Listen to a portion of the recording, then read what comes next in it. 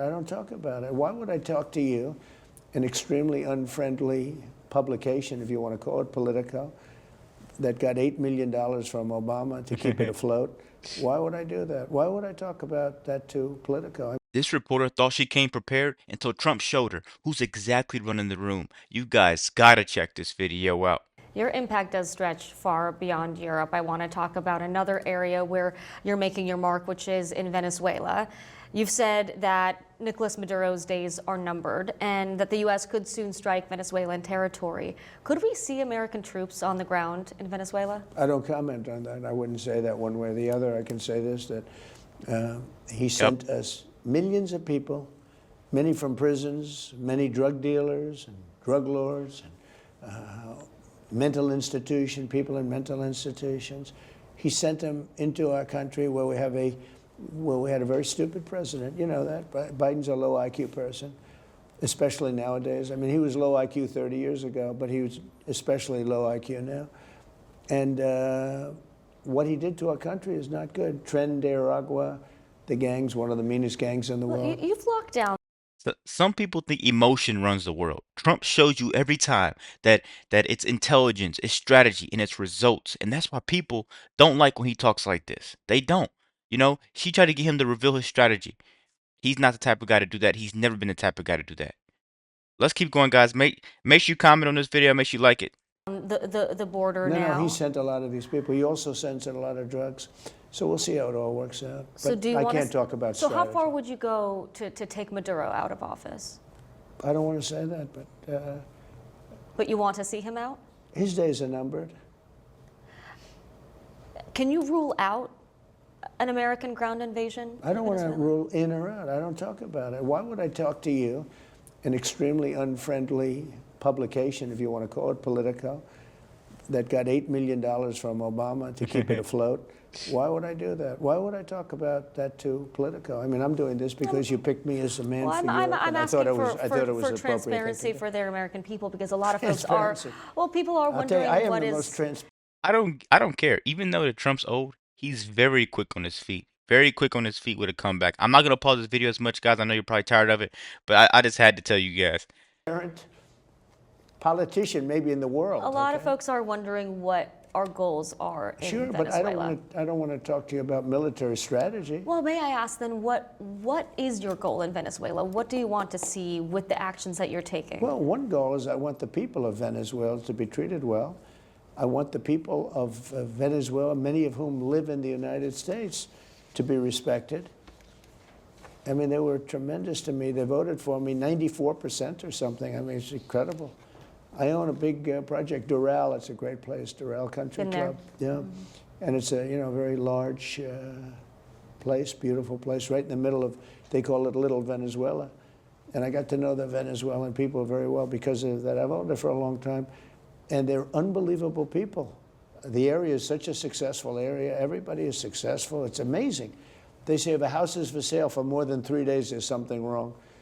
I mean, a house, if somebody wants to sell their house, they sell it in just a matter of moments. People love the area, and I got to know the people well. They're incredible people, and they were treated horribly by Maduro. And are those the kind of immigrants that you do want to see in America? Well, they certainly contribute. Yeah, I want to see people. Yeah, I want to see people that contribute. I don't want to see Somalia. I don't want to see a woman that marries her brother to get in and then becomes a congressman, does nothing but complain. All she does is complain, complain, complain, and yet her country's a mess. It's one of the worst in the world. Let her go back, fix up her own country. Somalia, yeah, and I was right about it. I started complaining about Somalia long before the scandal. The horrible things they're doing to Minnesota, it's incredible. They have an incompetent governor there, too. The Democrats are running some bad ships. Speaking of ships, I do want to talk about the boat strikes. The defense secretary, should he testify, Pete Hegseth, under oath before Congress about that controversial second strike on the alleged drug boat on September 2nd? I don't care if he does. He can if he wants. I don't care. Do you think he should? I don't care. I would say do it if you want, Pete. He's doing a great job. Have you watched the video? We're stopping.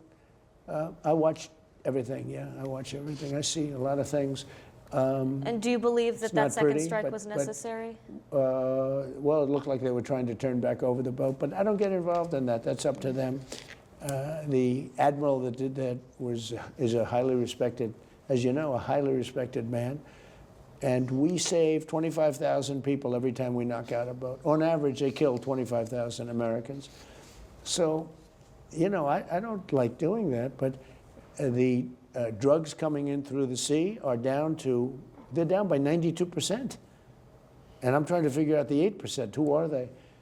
Nobody wants to drive boats to America loaded up with drugs anymore. Well, I do want to And ask we're going to because hit them on land very soon, too. almost all the illicit fentanyl in the United States is actually produced in Mexico using precursor chemicals from China, according to the DEA. And Venezuela change anything. isn't a significant source or transit country for fentanyl. It barely appears on the DEA's trafficking assessments. Well, they do send lots of drugs. Those boats come in largely from Venezuela, so I would say that's a significant. And you can see the drugs. You can see these bags all over the boat. I mean, just bags So and if it's bags about and drugs, bags. would you consider? But let me tell you what they do.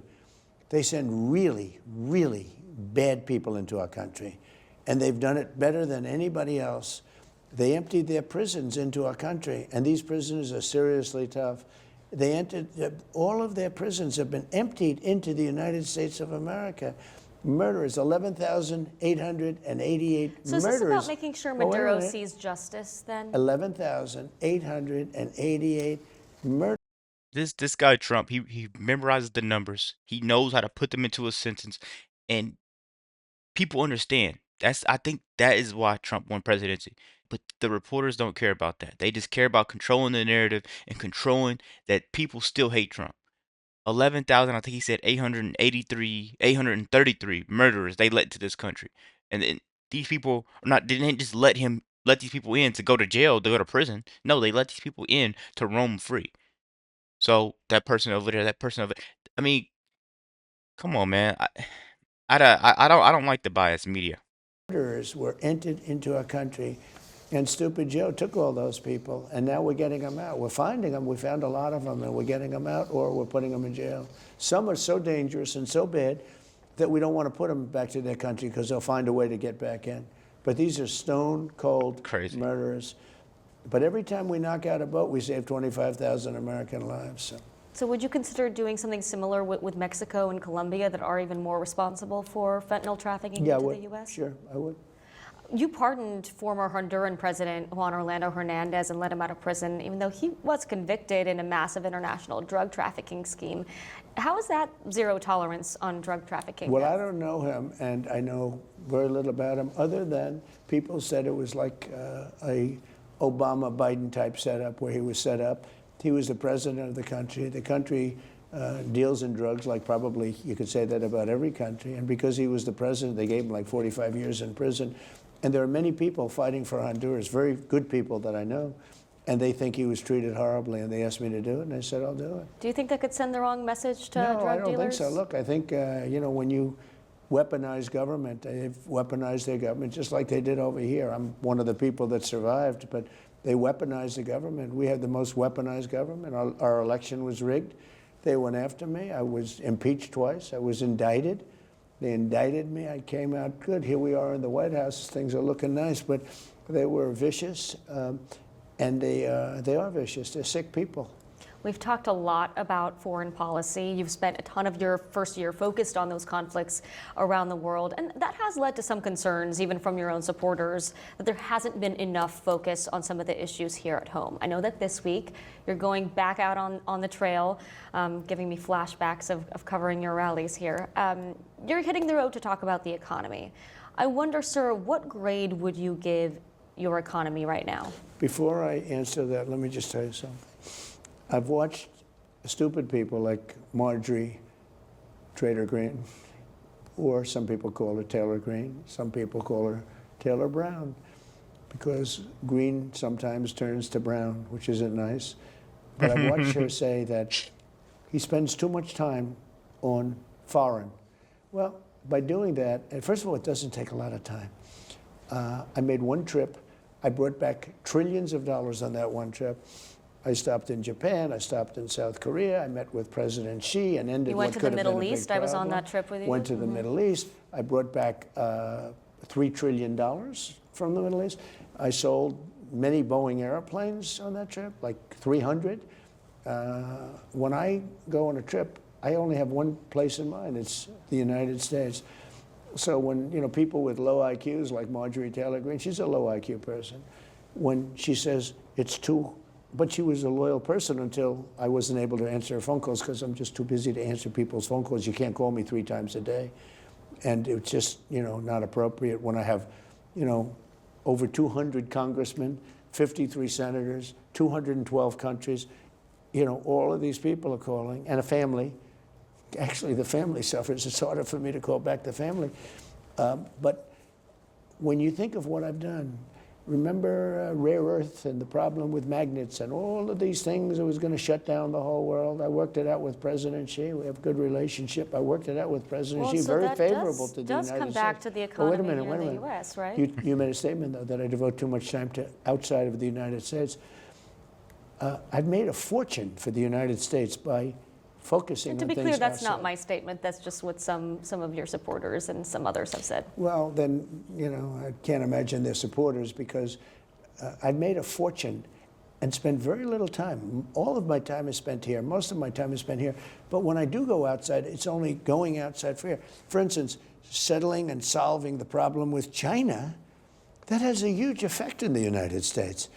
Making deals with Japan, South Korea, Indonesia, all of these countries, you're talking about trillions and trillions of dollars. So I guess I could say, let's not deal with anybody. We wouldn't have much of a country. Well, we wouldn't have much of an economy. We make a lot of money. I'm gonna just go say it, guys. This is probably one of Trump's best interviews that I've seen so far. I've seen the one with the ABC host that came to the White House. I can't think of his name. But he knows what he's talking about in this interview, and he's very quick on his feet. And I think this is going to be the interview that defies everybody that's saying, "Oh, this guy's old. He's losing his mind. He could barely walk. Look at his veins in his hand. He's dying inside." This is going to be the interview that sets him apart. He's always been leap years ahead of Biden, but come on, man, you put Biden in here, he'd be in there pronouncing America wrong. I forgot what he called it last time on the video I seen on Twitter, but yeah, that's a story for another day. Let's keep going. With these countries. Now, in the past, these countries all ripped us off. If you go back during Biden, if you go back during Obama, they were ripping us off like no country's ever been ripped off. That's why we owe $38 trillion. I mean, we owe it for a reason. But just remember, when we had a problem with China very recently, I was able to work that out. You don't work that out by not talking to people, by not answering. With the magnets, with the rare earth, it was a big problem. And you're looking to have an impact here back home. Well, no, impact. We would have been shut down. China would have been shut down. The whole world would have been shut down. Sir, so wait a minute. So some people would say, don't focus on anything outside of our border. I like that too, but I've made trillions and trillions of dollars and solved problems and solved wars. Do you know most of the wars that I solved were solved sitting behind the Oval Office desk on a telephone? I think those are worthy phone calls. Even if they didn't impact us to save millions of lives from another country, and if I can do that easily because I have an ability, are pretty good. But I do want to talk about the economy, sir, here at home, and I wonder what grade you would give your economy. A+. Yeah, A++++++. Well, it's interesting because I talked to a supporter of yours. Her name is Melanie from Westmoreland County, PA, and she loves you. She gave you overall an A++ grade. But here's what she said about the economy. She said, quote, groceries, utility, insurance, and the basic cost of running small business keep rising faster than wages. She also says that not enough is being done.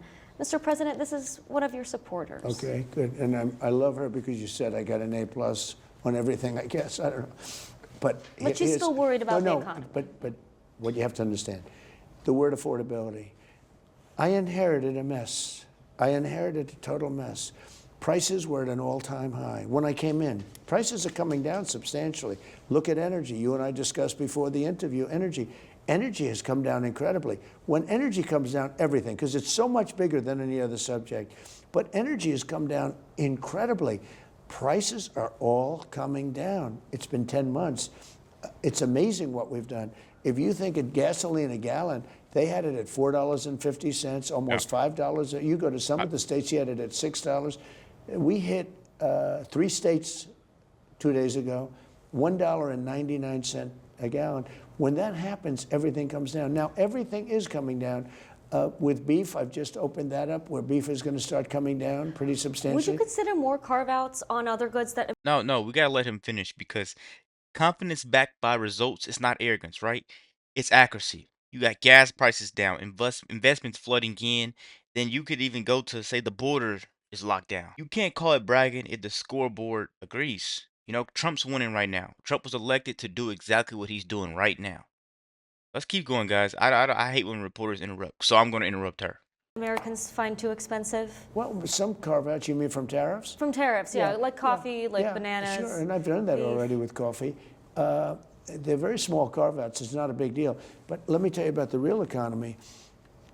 We've got $18 trillion coming into our country. Biden had less than $1 trillion for 4 years, and he was heading south. Our country was falling apart.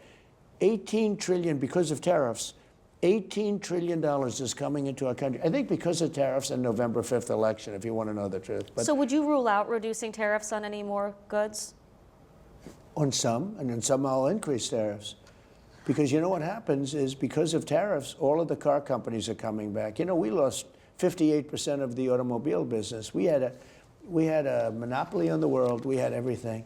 And because we had presidents that either weren't smart or didn't have business sense, or their people didn't do a good job, they could have kept that. We could have kept the chip market. We had 100% of the chip market, Intel, all of these guys. You know, there's a thing. They came in to see me, Intel. They needed something to be done by the government. I said, I'm going to do it, but I think you have to give us 10% of your company. You know what happened? We made $40 billion on that deal. The price went through the roof. The United States, in about 10 minutes, I made $40 billion. Nobody talks about that. I want to ask about interest rates because a lot of Americans agree with you that they're too high. You're going to pick a new Fed chair soon. Is it a litmus test that the new chair lower interest rates immediately? Yes. Well, this guy should too, but I think he's a combination of not a smart person and doesn't like Trump. But So the you've reason he spoken doesn't with your like potential- Trump, well, the reason he doesn't like Trump is because I hit him hard because he's doing a bad job. So Interest you've rates. talked to your potential candidates. We're fighting through interest rates. Look, he's a negative, but this country is doing so well. Again, we have $18 trillion being invested. Car companies are moving back that left us years ago. AI is coming in at levels never seen before. Factories are opening up all over the country. $18 trillion of investment in the United States. Again, with Biden, we would have lost $10 trillion, okay? 18, that's a record. If you can't see the results that Trump is producing, it's not politics, it's IQ. The smart Americans are wide awake, and that's exactly why this country is finally turning around. Please, let me know what you guys think about this quick video. Be sure to like, comment, subscribe if you're new, and as always, let me know what you react to. We're out.